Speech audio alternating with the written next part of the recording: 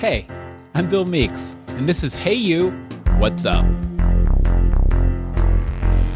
I like you a lot. Do you like me a lot? We like a lot of the same stuff, so why don't we hang out? Hey, Adam, what's up? Hey, how you doing, man? Good. How are you doing today?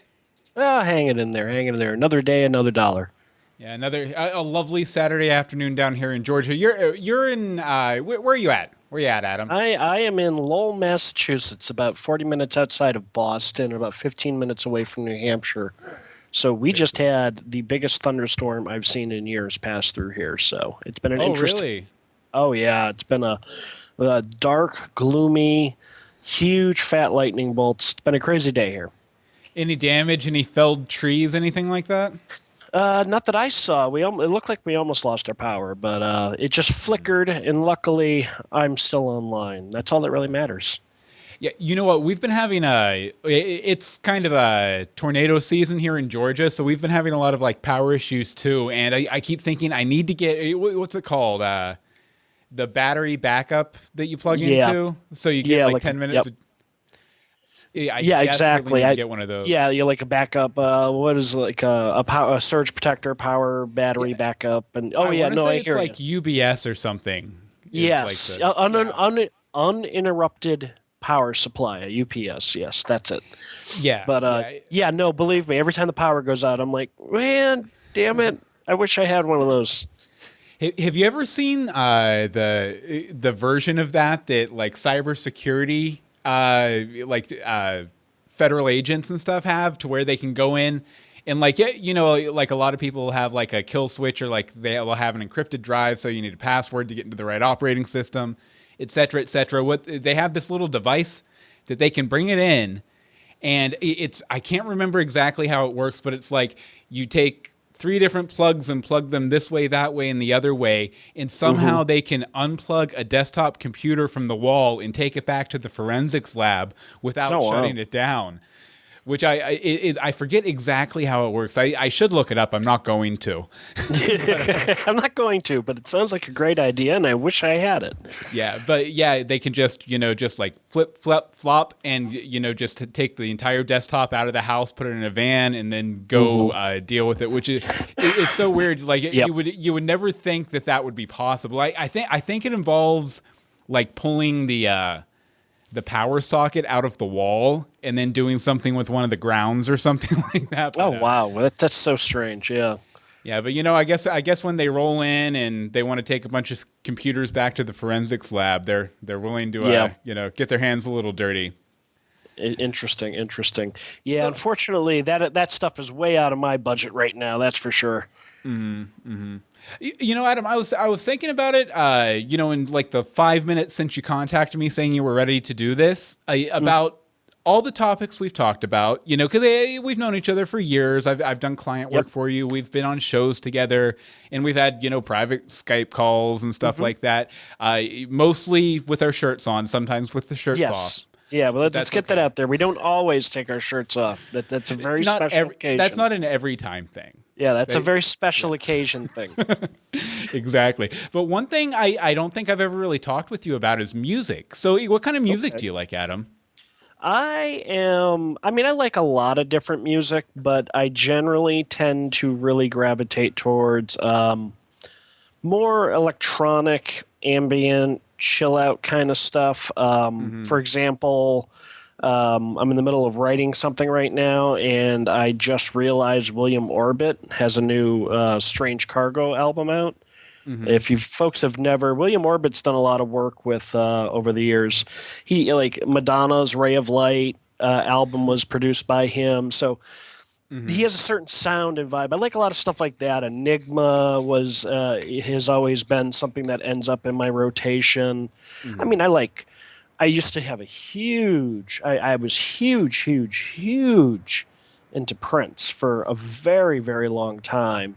You've earned my respect with that one. I love Prince. He's a musician's musician. Like he's the guy that he's the guy. Anyone I've ever known who was a musician, like you go to their house, they have a Prince album in, like pretty much. Yes, my disappointment has been is my whole life, from pretty much like from out of high school, I got hip to him when he came on board to do music for the Batman movie, and I was Bat like, dance and Prince. whatnot.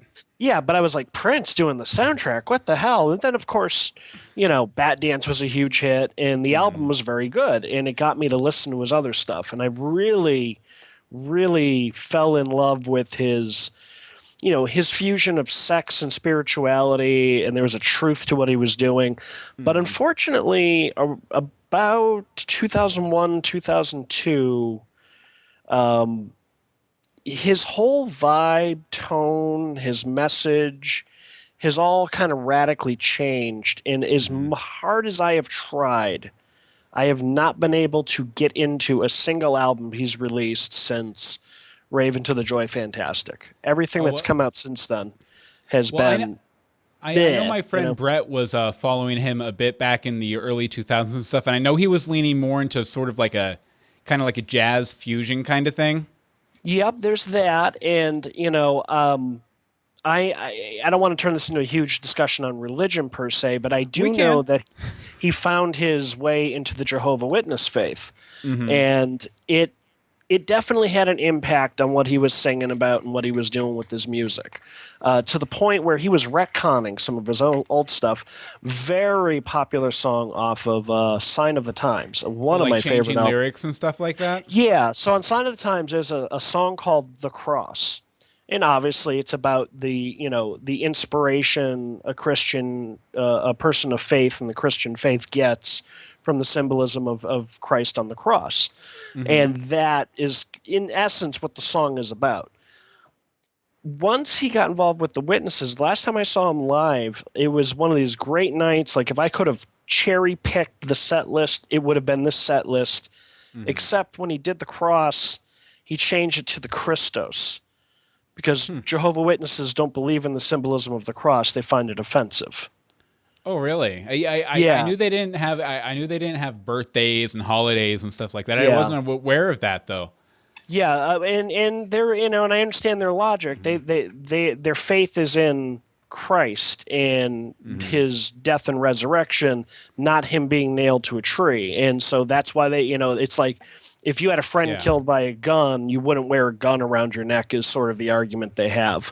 Yeah, I mean, that's also that. I mean, especially like some faiths like Catholics and whatnot, like sometimes they can take like the crucifix or the cross to almost where it's like, well, isn't this kind of like, weren't they warned against like false idols or There's some that say that. Yeah, I mean, that's an argument the Muslims have right now, is that Christians are too focused on the symbol of the cross and not other things. But again, just to bring it back to the Prince thing, Love Sexy is all about that sort of fusion of enlightenment and sex and finding a balance between the two, et cetera, et cetera. And to go from what I felt was a man who was really honed in on the truth and was really delivering something that spoke to me on so many levels, to have that shift, and no matter how hard I've tried, not been able to get back into the music. And musically, it's just, I mean, again, I get he wants to do what he wants to do, and I'm not knocking him for, he's a creative person. He's got to go in the direction his muse takes him, so to speak. But up until, the change of the century, and from Rave into the Joy Fantastic on, the album is just missing a punch, a soul, a funk to it. I'm hopeful, though. I'm hopeful. He just announced, I guess, surprised to much of my shock and all, he's going back to Warner Brothers for his new album deal, which I was like, what? Yeah. Wasn't that where he had the whole thing with like the symbol and yeah, he was right, slave on his face, and couldn't wait to get out of his gig, and so he announced he's not releasing one, but not two, but three new albums. Well, two new albums, one re-release. Through Warner Brothers at the end of the month. He's got a solo album. He's got the new album he's doing with the band. And then they're doing a double disc anniversary edition of Purple Rain. So I've heard a couple of the tracks off of those. They're better than I've heard in years.